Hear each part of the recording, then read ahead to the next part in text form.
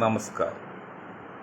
ഞാൻ മൊയ്തീൻ ഷാ വിഷനിലേക്ക് എല്ലാവർക്കും സ്വാഗതം. ബഹുമാന്യരെ, സിനിമ സംവിധായകനും നടനുമായ ഭാഗ്യരാജിൻ്റെ മരണത്തിൽ ഞങ്ങൾ അന്ത്യാഞ്ജലി അർപ്പിക്കുന്നു.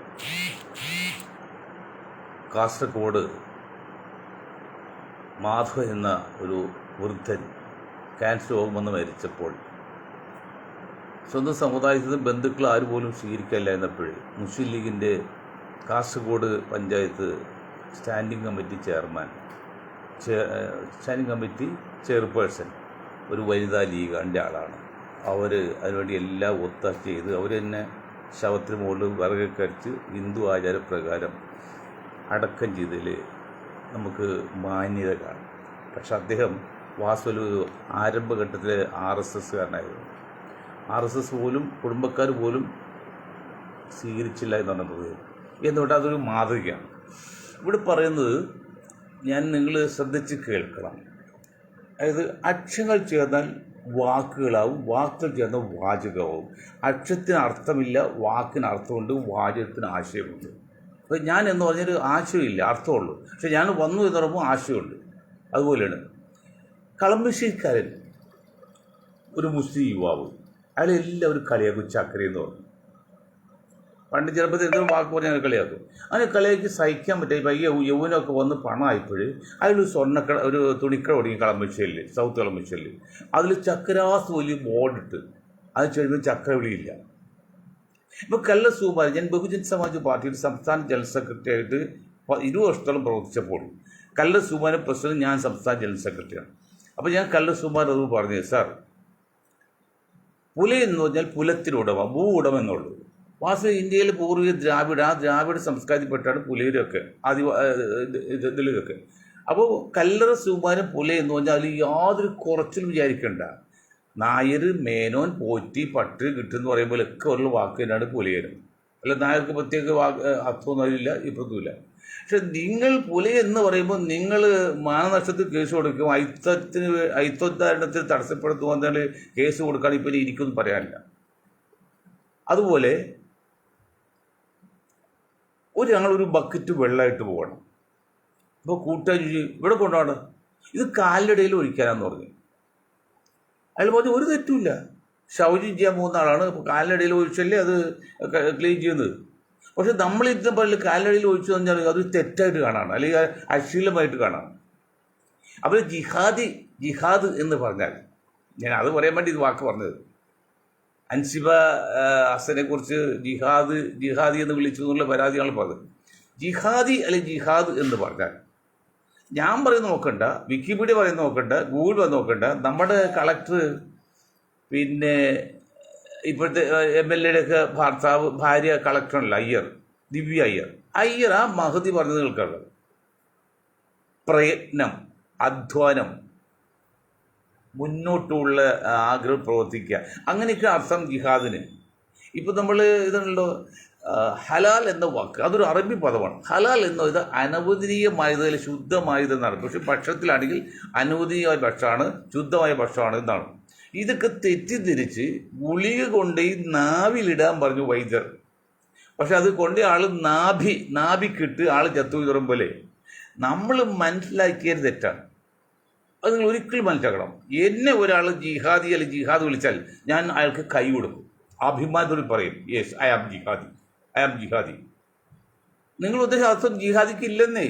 ഏതോ പിന്നെ മുസ്ലിം തീവ്രവാദികളെ കൊല്ലുന്നു, അതൊക്കെ ആരുടെ സൃഷ്ടിയാണ്?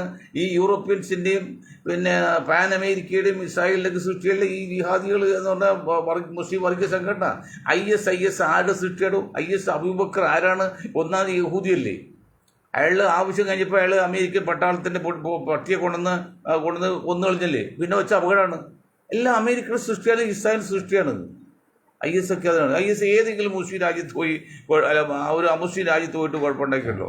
ഏത് ഇസ്രായേൽ ഏതെങ്കിലും ബ്രിട്ടീഷുകാർ ആക്രമിച്ചിട്ടോ? ഇല്ല, അവരെല്ലാം ആക്രമിക്കുമ്പോൾ മുസ്ലിങ്ങളാണ്. അപ്പം അതൊക്കെ ഉണ്ട്. അപ്പം അതുകൊണ്ട് ഹസനോട് പറയാനുള്ളത് എന്താണ്? ഹസനോട് പറയാനുള്ളത് ജിഹാദി എന്ന് നിങ്ങൾ വിളിച്ചാൽ നിങ്ങൾ അന്തസ്സായിട്ട് ആൾക്ക് കൈ കൊടുക്കണം. യെസ് ഐ ആം ജിഹാദി. അങ്ങനെ പറഞ്ഞു നോക്കും, പിന്നെ ആരും ജിഹാദി വിളിക്കില്ല. നിങ്ങൾ തന്നെ നാണക്കേട്ട് ഈ ദളിത് വിഭാഗത്തെ കുറിച്ച് അയിത്തോച്ചാടുന്ന നിയമം തൊണ്ടല്ലോ, അതിൻ്റെ പേരിൽ പുലേന്ന് വിളിച്ചാൽ നിങ്ങൾ കൊണ്ട് കേസ് കൊടുത്താൽ പിന്നെ എന്ത് ചെയ്യാൻ പറ്റും? അപ്പം മാലാല് അൻസിബ അഷ്റഫ് പറയണം, നിങ്ങളുടെ പ്രവൃത്തി, നിങ്ങളുടെ ചിന്താഗതിയൊക്കെ കുറച്ചുകൂടി മോഡേണാണ്, കുറച്ചുകൂടി കേപ്പബിളാണ്, അതൊക്കെ നമ്മൾ അഭിമാനിക്കുകയാണ്. കാരണം സിനിമ ഇന്ത്യയിൽ വന്നത് 112 വർഷമായി, കേരളത്തിൽ വന്നത് 102 വർഷമായി. അതിൽ കാണികളാണ് എൻ്റെ പ്രധാന ഘടകം. ഇതേ ഒരു സംഘടന ഞങ്ങളാണ് ഏതാണ്ട് ഈ കൊറോണയ്ക്ക് മുൻപ് 2017 ഈ സംഘടന കസബ് എന്ന് സംഘടന ഉണ്ടാക്കി, cinema and serial viewers association. അതിൻ്റെ കൂടി പ്രസിഡന്റ് നിലയിൽ അത് ഒരുപക്ഷെ ഇന്ത്യയിൽ ആദ്യത്തെയാണ് ആ സംഘടന പ്രസിഡന്റ് പറയാണ്, നിങ്ങൾ ശ്രദ്ധിച്ച് കേൾക്കണം. അത് റിനി ടോമുണ്ട്, പിന്നെ റിമി ടോമി രണ്ടുണ്ടല്ലോ. അപ്പോൾ റിനി ടോമി നിങ്ങളോട് എനിക്ക് ബഹുമാനാണ്, അറിയുമോ? നല്ല ആരോഗ്യമുള്ള, സാമാന്യ വിദ്യാഭ്യാസമുള്ള, അത്ര വലിയ സമ്പന്നൊന്നുമില്ല, അത്ര ഒരു സാധാരണ അധ്വാനിക്കുന്നതായ ഒരു കലാകാരനാണ്. നിങ്ങൾ പണിയെടുത്ത് ജീവിക്കുന്ന ആഗ്രഹമുള്ള ആളാണ്. അതുകൊണ്ട് നിങ്ങളുടെ കഴിവും ശക്തിയും ബുദ്ധിയൊക്കെ ഈ അവഹേളകളായ സ്ത്രീകളെ ഒതുക്കാൻ നോക്കല്ലേ. നിങ്ങൾ ക്രിസ്സെങ്കിയോ RSS ആയിക്കോ, അതൊന്നും ഒരു പരാതിയില്ല, ഒക്കെ നിങ്ങളുടെ ഇഷ്ടമാണ്. പക്ഷേ ചെയ്യുന്ന കാര്യത്തിൽ നീതി ഉണ്ടായിരിക്കണം. പല സംഭവങ്ങളും നിങ്ങൾ ഇന്ന് പുറത്ത് കേൾക്കുന്നത് നീതിയുടെ പക്ഷത്തല്ല. ഞങ്ങളൊരു കാര്യം മനസ്സിലാക്കാം, ക്ഷമിക്കുന്നതിൻ്റെ ധീരൻ്റെ ക്ഷമയാണ് ഞങ്ങൾ ഓർമ്മ വേണം, ഭീരുവിൻ്റെ ക്ഷമയല്ല. ഞങ്ങൾ പരസ്യമായിട്ട് സംഘപരിവാറിനെ എതിർക്കാത്തത് ഞങ്ങൾ ഭീരുവായിട്ടില്ല. അവരൊക്കെ നമ്മൾ ഇന്നലെയും നാളെ നമ്മുടെ കൂടെ വരുത്തേണ്ടവരാണെന്ന് പൂർണ്ണ ബോധ്യത്തോട് ഞങ്ങൾ വരുത്തുകയും ചെയ്യും. അവർ നല്ലൊരു സംഘടിത ശക്തിയാണ് ഇന്ത്യയിൽ സംഘപരിവാർ അല്ലെങ്കിൽ RSS. അവർ നമ്മൾ തള്ളിക്കളഞ്ഞ് മാറ്റി നിർത്താതെ അവരൊക്കെ നമ്മുടെ കൂടെ നിർത്തിയിട്ട് നമുക്ക് അനുകൂലമാക്കി കൊണ്ടുവരാം എന്നുള്ള നല്ല ധൈര്യമുണ്ട്. അവർ നിങ്ങളെ അതുപോലെ ചെയ്യാണ്. പക്ഷേ ആവശ്യത്തിൽ ഇല്ലാതെ ഇടപെടരുത്. നിങ്ങൾ പല കാര്യം, പ്രേംനസീറിൻ്റെ കാര്യം പോലും എടുത്താൽ ഒരു കാര്യത്തിൽ നിങ്ങൾ വില്ലത്തരം കാണിക്കരുത്. ആ വില്ലത്തരം കാണിക്കണ്ട, കാരണം അത് ഞങ്ങൾക്ക് മനസ്സിലാകുന്നുണ്ട്. ഇത് ഞങ്ങൾ ചാടി എതിർക്കോ തരികയൊന്നും പറയില്ല. ഞങ്ങൾ ക്ഷമാശീലാണ്, ബുദ്ധിശാലികളാണെന്നാണ് ഞങ്ങൾ അഭിമാനിക്കുന്നത്. അങ്ങനെ പറയില്ല. അപ്പോൾ പ്രത്യേകം ശ്രദ്ധിക്കണം. പറയാൻ കാരണം ഇപ്പോൾ മോഹൻലാൽ, മമ്മൂട്ടി, അതാണുള്ള ആൾ ദൈവങ്ങളിപ്പോൾ സിനിമയിലോ കോടിപ്പണമുള്ള വിദ്യാഭ്യാസം ഉണ്ട്. മോഹൻലാലിൽ ഒരു പ്രസ്ഥാനം ഉണ്ടല്ലേ, ഞാൻ ഭൂരിപക്ഷം പറയുന്നത് കേൾക്കുള്ളൂ. ഏടോ മോഹൻലാലേ, എല്ലാ ബഹുമാനവും നിലനിർത്തി ചോദിക്കട്ടെ, ഒരു വോട്ടിട്ട് വിജയിച്ചു കഴിഞ്ഞാൽ പിന്നെ ഭൂരിപക്ഷം നമ്മൾ അംഗീകരിക്കുക. അത് നമ്മൾ അംഗീകരിച്ച് തീരുക, അത് നിയമമാണ്. നിങ്ങളൊരു അഭിപ്രായം നിങ്ങൾ സ്വന്തമായി അഭിപ്രായം പറയണം. അല്ലെ അടൂർ ബാസി സിനിമ ഇപ്പം നിന്നോട് അഭിപ്രായം ചോദിച്ചാൽ നിനക്ക് ഇഷ്ടമുള്ളതാണ് പറയുന്നത് എന്ന് പറയുമ്പോൾ പോലെ കളി അല്ല. നിങ്ങളോട് അഭിപ്രായം നിങ്ങളത് സ്വന്തമായിട്ട് പറയണം. അത് മമ്മൂട്ടി വേണം. ഇത് മമ്മൂട്ടി മോഹൻലാലും ഇങ്ങനെ നിശബ്ദമായിട്ട് ഇരുന്ന് കളി കാണുന്നതുകൊണ്ടാണ് ഈ കുഴപ്പം പോയത്. നിങ്ങൾ ശക്തമാകണം, നിങ്ങൾ നിയമത്തിൽ പോകുന്ന നിൽക്കണം, നീതിയിൽ പോകുന്ന നിൽക്കണം. നിങ്ങൾ രണ്ടും നീതി കൂടെ ഉറച്ചത് പിന്നെ ഒരു ശക്തി ഇന്ന് കേരളത്തിൽ മുന്നോട്ട് വരില്ല. പക്ഷെ നിങ്ങളുടെ കഴിവുകൾ ഉപയോഗിക്കുന്നില്ല പല കാര്യങ്ങൾക്കും. മോഹൻലാൽ ഉപയോഗിക്കും, മമ്മൂട്ടി ഉപയോഗിക്കില്ല. എൻ്റെ എന്തോ ചാടിപ്പോവും, എൻ്റെ വായിക്ക് എന്തോ ചാടിപ്പോവും എന്നുള്ള വിചാരിച്ചാൽ പല കാര്യം നിങ്ങൾ നിശബ്ദത പാലിക്കണം. മമ്മൂട്ടി അതെ, മോഹൻലാലും അതെ. സുരേഷ് ഗോപി കിട്ടിയാലും സുരേഷ് ഗോപിന് BJP ആയിട്ട് അവർക്ക് പറയുന്ന ചില പോളിസി ഉണ്ട്. മമ്മൂട്ടി പരസ്യമായിട്ട് രാഷ്ട്രീയത്തില്ല, മോഹൻലാലും ഇല്ലോ. നിങ്ങൾ സ്വന്തം അഭിപ്രായം പറയല്ലേ. ഇപ്പോൾ അൻഷിബയുടെ കാര്യം തന്നെ ഇപ്പോൾ മോഹൻലാൽ എന്താ പറയുക, ഞാൻ ഭൂരിപക്ഷം പറയേ കേൾക്കുള്ളൂ. വോട്ടിലിട്ട് വരുമ്പോൾ ഭൂരിപക്ഷം ബന്ധം വിളിക്കും. ഭൂരിപക്ഷം ബന്ധം എപ്പോഴും ശരിയായിട്ടില്ല. അതാണ് ജനാധിപത്യത്തിലെ ഏറ്റവും വലിയ പല പോരായികൾ, ഒരു മെയിൻ പോരായിക. ആ വിഷയം അപ്പോൾ എടുക്കുന്നില്ല. അപ്പം നിങ്ങൾ സജീവമാകണം, അതാണ് കാര്യം. പിന്നെ ഇവിടെ അൻസിബ പേര് കൊണ്ട് മുസ്ലിം ആണെങ്കിലും ആണ് യഥാർത്ഥ ഒരു മുസ്ലിം ഭക്തി അല്ലെങ്കിൽ മുസ്ലിം ആചാരമുള്ള ആൾ സ്ത്രീയൊന്നും അല്ലാതാണ് ഞാൻ മനസ്സിലാക്കുന്നത്. എന്തുവാകട്ടെ, പക്ഷെ ഇവിടെ അമുസ്ലിങ്ങൾക്കൊരു ഉത്തരവാദിത്വമുണ്ട്. ഇപ്പം നമ്മൾ മാധവൻ ചേട്ടൻ്റെ മൃതദേഹം അടുക്കി ഒരു മുസ്ലിം അടുക്കിയതുപോലെ ഇവിടെ അമുസ്ലിങ്ങൾക്ക് ഒരു ഉത്തരവാദിത്തമുണ്ട്. ഇത് ഫോർട്ട് കൊച്ചിയിൽ നിന്ന് 2 മോഡലുകൾ ഓടിപ്പോന്ന് അവരെ പിന്തുടർന്ന് കൊന്ന കാര്യം നിങ്ങൾക്കറിയാമല്ലോ. അവർ കാണാൻ പാളത്ത് എന്തോ ഉടച്ച് കണ്ടിട്ടുണ്ട്. അത് എന്താണെന്ന് ഏകദേശം ഐഡിയ ഞങ്ങൾക്കുണ്ട്. പക്ഷെ ഞങ്ങളിപ്പോൾ പരസ്യമാക്കുന്നില്ല അത്, കാരണം അതൊക്കെ വേറെ ലെവലാണ്. അതുകൊണ്ട് അതാണ് അവരെ പുറകെ നിന്ന് കൊന്നേ തീരുള്ളൂ എന്ന് വെച്ച് ആളെ വിട്ടത്. അപ്പോൾ ഈ കുട്ടി ഇപ്പോൾ പറയുന്ന ജീവൻ അപകടത്തിലാണെന്നാണ്. അങ്ങനെയാണെങ്കിൽ പബ്ലിക്, പ്രത്യേകിച്ച് പോലീസ് ഡിപ്പാർട്ട്മെൻറ്റ്, മറ്റെല്ലാ അമുസ്ലിം സുഹൃത്തുക്കൾ നിങ്ങൾ സംരക്ഷണം കൊടുക്കണം. അവർ പറയുന്നത് ശരിയാണെങ്കിൽ അവർ കൂടെയാണ് ഇപ്പോൾ ഭൂരിപക്ഷം ആൾക്കും നിൽക്കുന്നത്. അതുകൊണ്ട് നമുക്ക് അഭിമാനമുണ്ട്. ആ അഭിമാനത്തോട് പറയാണ് നിങ്ങൾ പ്രത്യേകിച്ച് ഹിന്ദു സമുദായം, അമുസ്ലിങ്ങൾ സമുദായം, നിങ്ങൾ അവർക്ക് കുറച്ചുകൂടി സംരക്ഷണം ഉത്തരവാദിത്വം പിന്നെ സെക്യൂരിറ്റി കൊടുക്കണമെന്ന് വിനീതമായി അഭ്യർത്ഥിക്കുകയാണ്. അപ്പോൾ അത് ആ വിഷയം അങ്ങനെ നിൽക്കട്ടെ. അതിനുശേഷം നിങ്ങൾ അങ്ങോട്ട് മുന്നോട്ട് പോയി. മറ്റൊന്ന്, അമേരിക്കയിലെ ഏറ്റവും വിലയുള്ള B-52 വിമാനം തകർന്നു പോയപ്പോഴും അതിൻ്റെ പൈലറ്റ് ഓട്ടോമാറ്റിക്കായിട്ട് പാരച്യൂട്ട് വഴി പോയി രക്ഷപ്പെട്ട് ചെറിയ പരിക്ക് പറ്റുള്ളൂ. അവർ പറഞ്ഞൊരു കാര്യമുണ്ട്, ഞങ്ങളുടെ വിമാനത്തെ ആക്രമിക്കുമ്പോൾ എന്തോ അദൃശ്യ ശക്തി, ജെല്ലി ഫിഷ് പോലെ ഏലിയൻസ് ആണോ സംശയം പറഞ്ഞു. കാരണം 13, 14, 15 4 ദിവസങ്ങളിൽ 13, 14, 15, 16 4 ദിവസങ്ങളിൽ അമേരിക്ക ഏറ്റവും വലിയ വില കൂടിയ ശക്തിയുള്ള വിമാനങ്ങൾ തകർന്നിരിക്കുകയാണ്. അമേരിക്കൻ വ്യോമാതിർത്തിയിൽ വ്യോമ മേഖലയിൽ ഭൗതികമായിട്ടല്ലാതെ ആത്മീയമായിട്ട് എന്തോ കളി കൂടി നടക്കുന്ന ഒരു സംശയം അവിടുത്തെ പൈലറ്റുകാർ പറയാണ്. ഉദാഹരണം, ഇറാൻ-ഇസ്രായേൽ യുദ്ധത്തിൽ, ഇറാൻ-അമേരിക്ക യുദ്ധത്തിൽ ഈ ഇറാൻ എന്നൊരു ഒരു കൊച്ചു രാജ്യത്തോട് എന്തുകൊണ്ടാണ് ഇത്ര ശക്തമായ അമേരിക്കയും ഇസ്രായേലോട് ഒത്തുപിടിച്ച് ലോകത്ത് പ്രബല ശക്തിയെല്ലാം ഒത്തുപിടിച്ചിട്ടും അവരോട് എതിർക്കാൻ പറ്റാതെ തൊപ്പിട്ട് പോയത്? ബുദ്ധിയുള്ളത് ചിന്തിക്കുകയാണ്. പ്രത്യേകിച്ച് രാഷ്ട്രീയ തന്ത്രജ്ഞന്മാരും ഇതാണ് യുദ്ധതന്ത്രജ്ഞന്മാരെല്ലാം കുറച്ചുകൂടി വിശാലമായിട്ടും ആഴത്തിലും പഠിക്കേണ്ട വിഷയമാണ്. വായ് എന്താണ്, എന്താണത്, എങ്ങനെയാണ്, എപ്പോഴാണ് ഒക്കെ നോക്കണേ. അത് നിങ്ങൾ ചിന്തിക്കണം. അങ്ങനെ സംഭവമുണ്ട്. ഞാൻ അത് വിശദീകരിക്കുന്നില്ല.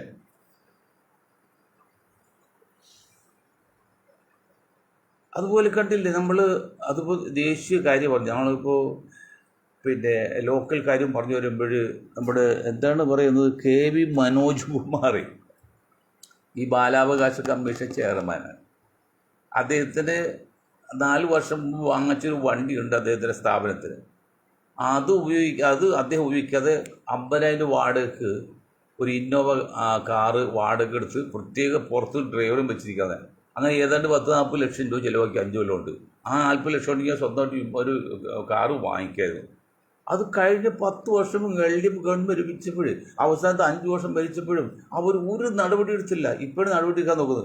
അങ്ങനെ തോന്നിയവാസത്തോടു കൂടി യാതൊരു ചോദ്യം ചെയ്യാതെ ഉദ്യോഗസ്ഥന്മാരുടെയും പാർട്ടിക്കാരുടെയും കളിപ്പാവ് പോലെ കളിപ്പാട്ടമായിട്ട് മുഖ്യമന്ത്രി ഉൾപ്പെടെ മന്ത്രിമാരെ കൊണ്ടുവന്നപ്പോഴേ എവിടെയാടോ വായി നോക്കിയിരുന്നത് നിങ്ങൾ? മുഖ്യമന്ത്രി ഉൾപ്പെടെ മന്ത്രിയോട് ഒന്ന് ശ്രദ്ധിക്കണ്ടേ. കേവലം ഉദ്യോഗസ്ഥ എന്നൊക്കെ പറഞ്ഞ ബാലാവകാശ കമ്മീഷൻ ചെയർമാനാണെങ്കിലും അതും ഒരു പബ്ലിക്കിൻ്റെ സർവൻ്റ് തന്നെയാണ്. അവർക്ക് ഇതുപോലെ തോന്നിയാസം കാണിച്ചപ്പോൾ അതിന് മുകളിലുള്ള ഉദ്യോഗസ്ഥന്മാർ അല്ലെങ്കിൽ രാഷ്ട്രീയക്കാർ അത് ശ്രദ്ധിച്ചില്ല എന്ന് പറഞ്ഞാൽ അത് അക്ഷരത്തിൽ തെറ്റല്ലേ? അത് നിങ്ങൾ ശ്രദ്ധിക്കണ്ടേ? അതുപോലെ ഇന്നിപ്പോൾ കൃഷി വകുപ്പ് മന്ത്രി കൊടുത്ത പിന്നെ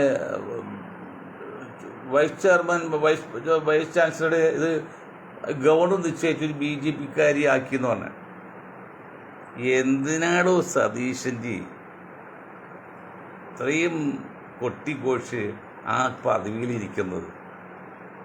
കേവലം കേന്ദ്രത്തിൻ്റെ ഒരു ഗവർണറാണ് ഇവിടെ നിയന്ത്രിക്കുന്നതെങ്കിൽ നിങ്ങളുടെ ആവശ്യം എന്ത്? സതീശൻ്റെ ആവശ്യം എന്ത്? സതീശൻ എന്ത് പറ്റി? എന്താ സതീശൻ ഉദ്ദേശിക്കുന്നത്? പുറത്ത് വളരെ മോശമായിട്ടാണ്. 10 വർഷം കൊണ്ടാണ് പിണറായി വിജയനെ കുറിച്ച് മോശം വന്നെങ്കിൽ അവർ മാസമായപ്പോഴേക്കും നിങ്ങളെക്കുറിച്ച് വളരെ മോശമായിട്ടാണ് പബ്ലിക്കിൻ്റെ ചിന്ത. നിങ്ങൾ അറിയുന്നില്ലേക്കോ? ഒരു തീരുമാന കാര്യം നിങ്ങൾക്ക് ഇതില്ലേ? ഇത് ഉൾപ്പെടെ അങ്ങനെ എന്തെല്ലാം കാര്യങ്ങൾ. ഇതൊക്കെ ആരാണ് ചോദിക്കാൻ?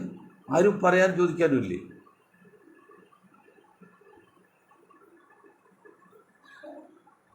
അതാണ് സംഘയുടെ പൊരുള്. ഇങ്ങനെ സങ്കീർണമായിട്ട് വെറും ഉത്തരവാദിത്വ ബോധമില്ലാതെ മുഖ്യമന്ത്രി ഉൾപ്പെടെ പെരുമാറിയാൽ 10 വർഷത്തെ ഇടതുപക്ഷ ഭരണത്തിൽ നിന്ന് കേരളത്തെ രക്ഷിക്കാൻ വേണ്ടി ജനങ്ങൾ മിഹയ ഞങ്ങളുടെ പാർട്ടി ഉൾപ്പെടെ ചെറുതെങ്കിലും നിങ്ങൾ മുഖ്യമന്ത്രി ആക്കിയില്ലെങ്കിൽ സത്യാഗ്രഹം ഇരിക്കായിരുന്നാണ്. അപ്പോഴാണ് നിങ്ങൾ എന്നെ ഓഫീസിൽ മെസ്സേജ് വെച്ച് ഇങ്ങനെ സമരം ആരും ചെയ്യണം, ഞാൻ മുഖ്യമന്ത്രി അതുകൊണ്ട് നമ്മൾ മാറിയത്. അത് കഴിഞ്ഞിട്ട് നിങ്ങളിപ്പോൾ അത് വളരെ മോശമായിക്കാണല്ലോ ചെയ്യുന്നത്. എന്താണ് സതീഷ് ചെയ്തത്?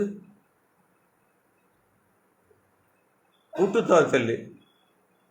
മന്ത്രിസഭ എന്ന് പറഞ്ഞാൽ കൂട്ടുത്തരവാദിത്തമാണ്. നിങ്ങൾ ചീഫ് മിനിസ്റ്റർ മാത്രമാണ്, എല്ലാ വകുപ്പും കൈകാര്യം ചെയ്യാൻ അവകാശം നിങ്ങൾക്കില്ല. നിങ്ങൾക്ക് ഇടപെടാം, പക്ഷേ അത് ആ മന്ത്രിസഭയുടെ വകുപ്പോട് ബന്ധപ്പെട്ട് ഇതങ്ങനെയല്ല കാണുന്നത്. കുഞ്ഞാലിക്കുട്ടി സാഹിബിൻ്റെ വകുപ്പിൽ പോലും നിങ്ങളല്ല, നിങ്ങൾക്ക് മുമ്പുള്ള ഒരു ചീഫ് സെക്രട്ടറി ഇപ്പം മാറിയതാണ് ആളെ, അവർ തീരുമാനമെടുത്തു. എലക്ട്രിസിറ്റി ബോർഡിൽ അദാനിക്ക് എഗ്രിമെൻ്റ് ഒപ്പിട്ട് നിങ്ങൾ പോലും അറിയാതെ എന്താ പറയുക ഉദ്യോഗസ്ഥന്മാർ. ആരാണ് ഇത് നിങ്ങൾ നിയന്ത്രിക്കുന്നത്? ഇപ്പോൾ നിങ്ങൾ നിയന്ത്രിക്കുന്ന ആരെന്ന് അന്വേഷിക്കുന്ന കമ്മീഷൻ വയ്ക്കൊരു കണക്കിന്. 1-ാം തീയതി നിങ്ങൾ ബംഗലാപുരത്തുവരെ കുറിച്ച് ഇതുവരെ ഒരു വ്യക്തമായ മറുപടി കൊടുത്തിട്ടില്ല. അന്തസ് തലയുയർത്തി നെഞ്ച് വിരിച്ച് ഇതാണ് എൻ്റെ ലക്ഷ്യം നിങ്ങൾ ഇതിനെ പറഞ്ഞിട്ടില്ല. ഇന്നാൾ സദസ്സിൽ വെച്ച് ഒരു പൊന്നാട് എണീക്കാൻ വന്നിട്ട് സ്റ്റേജിലേക്ക് കയറ്റിവിട്ട് പോലീസ് അറിയാതെ സ്റ്റേജിലേക്ക് കയറ്റി വിടുമോ? അല്ലെങ്കിൽ കീഴ് പാർട്ടിക്കാരറിയാതെ കയറ്റി വിടുമോ? കയറ്റി വിട്ട് ശരിയല്ല സ്വീകരിച്ച് മാത്രമല്ല തള്ളി മാറ്റാണ്. അപ്പോൾ CPJ തള്ളി മാറ്റാണ്. ഇതിപ്പോൾ പിണറായി വിജയൻ്റെ കാലത്തുള്ള മന്ത്രിയേക്കാൾ മോശമായിട്ടാണ് ഇപ്പോൾ നിങ്ങളുടെ മന്ത്രിസഭയിൽ CP ജോൺ ഉൾപ്പെടെയൊക്കെ പെരുമാറുന്നത്. CP ജോണൊക്കെ ഇപ്പോഴും വെറും CMBയുടെ സെക്രട്ടറി ആയിട്ട് കാണുന്നുള്ളൂ. CMBയുടെ സെക്രട്ടറി അല്ല. നിങ്ങൾ മഹത്തായ കേരളത്തിലെ മന്ത്രിസഭയിലെ ഒരു പ്രബല അംഗമാണ്. മുഖ്യമന്ത്രിക്ക് ഷാളായിട്ട് തള്ളി മാറ്റാൻ നിങ്ങൾക്ക് അവകാശമില്ല, നിങ്ങൾക്ക് പാടില്ലത്. നിങ്ങൾക്ക് ജൂനിയേഴ്സ് കാണൂലേ, അല്ലെങ്കിൽ നിങ്ങളുടെ സെക്യൂരിറ്റിക്കാരുണ്ടാവില്ലേ, അവരോട് വേണം നിങ്ങളെ സ്റ്റാൻഡ് കീപ്പ് ചെയ്യല്ലേ. എനിക്കൊരു മോശം കാര്യം എനിക്ക് നിങ്ങൾക്ക് അറിയാം. നിങ്ങളെക്കുറിച്ച് പോയിട്ട് ഞാൻ പറയുന്നത് അത് കാണിക്കരുത്. അതാണ് എൻ്റെ സങ്കടപ്പൊരുൾ.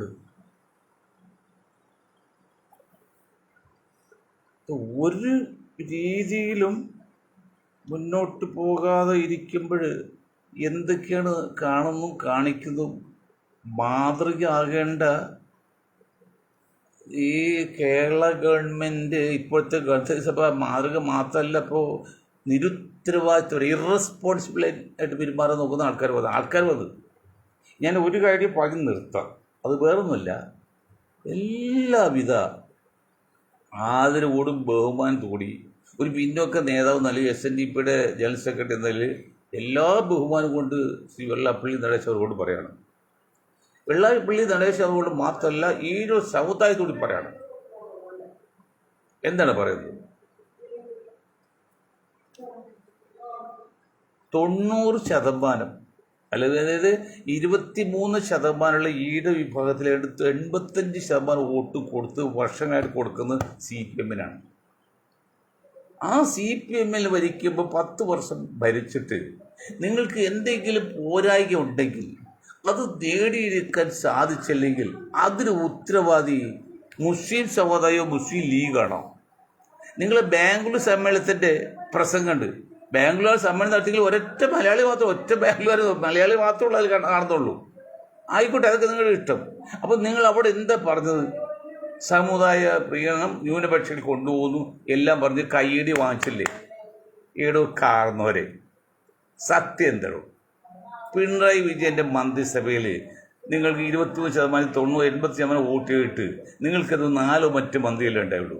വെറും 9% നായർ വിഭാഗത്തിൽ നിന്ന് ഡെപ്യൂട്ടി സ്പീക്കറായിട്ട് ഉൾപ്പെടെ അല്ലെങ്കിൽ ചീഫ് വിപ്പ് ഉൾപ്പെടെ 11 പേരുണ്ടായുള്ളൂ. അതൊന്നും നിങ്ങൾക്ക് കാണാൻ പറ്റില്ല. നിങ്ങൾ എന്നിട്ട് സാവധാനം വിശ്വ ഹിന്ദു പരിഷത്തിൻ്റെയും സംഘപരിവാറിൻ്റെയും പണം വാങ്ങി അല്ലെങ്കിൽ വാക്ക് കേട്ട് ഈ സമുദായത്തിൻ്റെ പുറത്തേക്ക് കയറാൻ നോക്കിയാൽ ചോദിക്കാൻ ആരും ഇല്ല, പറയാൻ ആരും ഇല്ലെന്ന് വിചാരിക്കരുത്. നട്ടൽ നിർത്തി ഒന്നിനെ ഒത്തായിട്ട് തിരിച്ച് ചോദിക്കാനുള്ള കഴിവുള്ള ആൾക്കാർ ഇന്ന് ഈ സമുദായത്തിലുണ്ട്. ആർക്കും കീഴ്പ്പെടാതെ, ഒന്നിനും വഴിപ്പെടാതെ, ഒരാളെയും ഭയമില്ലാതെ സത്യത്തിന് മാത്രം കീഴ്പ്പെട്ട് നിൽക്കുന്ന സമൂഹ അധ്യക്ഷന്മാരുണ്ട്. നിങ്ങൾക്കാണ് കാന്തപുരമല്ല, ചക്കരയ്ക്കും കളിനും ചെത്തുന്നല്ല കാന്തപുരത്തെ അതുപോലെ നേതാക്കളല്ല. നല്ല ആത്മാർത്ഥതയുള്ള സത്യസന്ധരായ ഈശ്വരവിശ്വാസിയായ മറ്റുള്ളവരെ കുറിച്ച് മോശമായി ചിന്തിക്കുന്ന പോലും പാവമാണെന്ന് വിശ്വസിക്കുന്ന ആദർശ തത്വസംഹിത കൊള്ളുന്ന വ്യക്തമായ അന്തസ്സും ആദർശവും രാജ്യസ്നേഹികളായ ലക്ഷക്കണക്കിന് മുസ്ലിങ്ങൾ ഇന്ത്യയിലുണ്ട്, അതിൽ നേതാക്കളുണ്ട്. നിങ്ങൾ കാണുന്നത് കാന്തപുരത്ത് കാണുമോ? കാന്തപുരം നിങ്ങളുടെ മറ്റു പതിപ്പാണ്.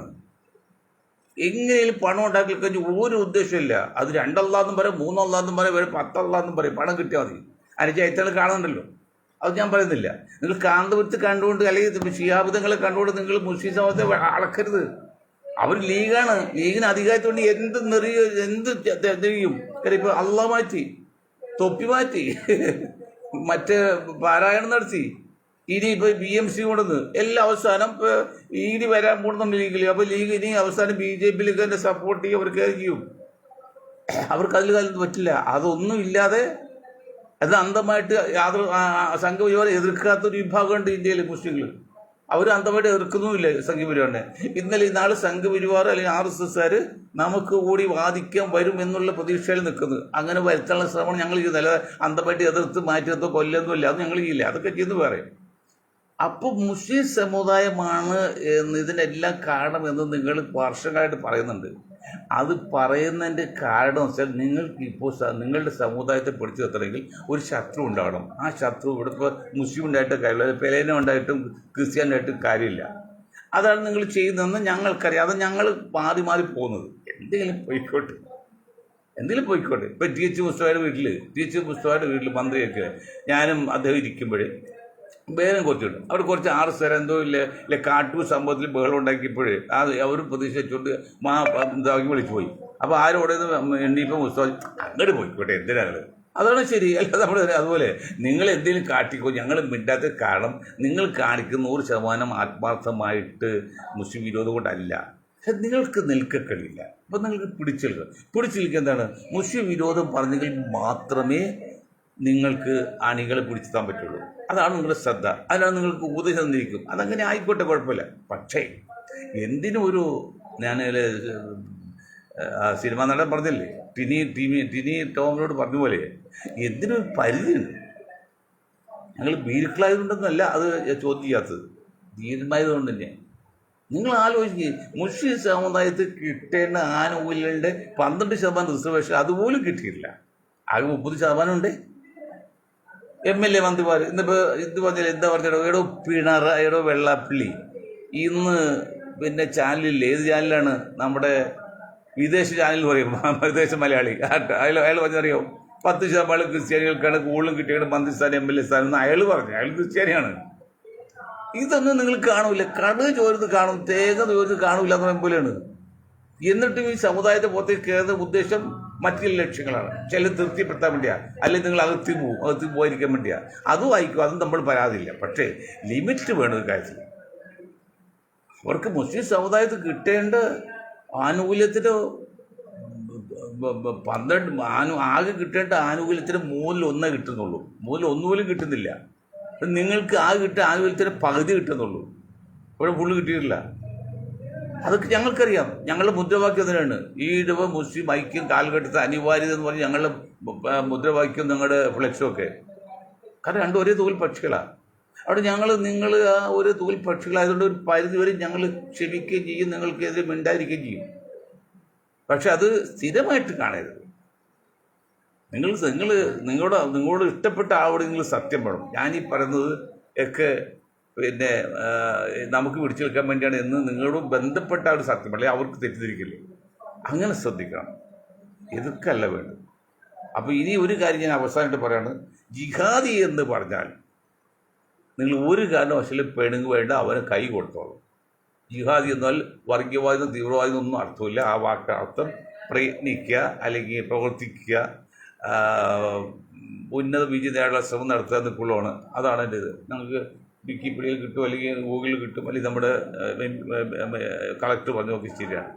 അപ്പോൾ ഇത്രയും കാര്യം പറഞ്ഞുകൊണ്ട് ഞാൻ എൻ്റെ വാക്ക് നിർത്താൻ നിങ്ങൾക്ക് ഒരായി നന്ദി. ജയ് ഹിന്ദ്.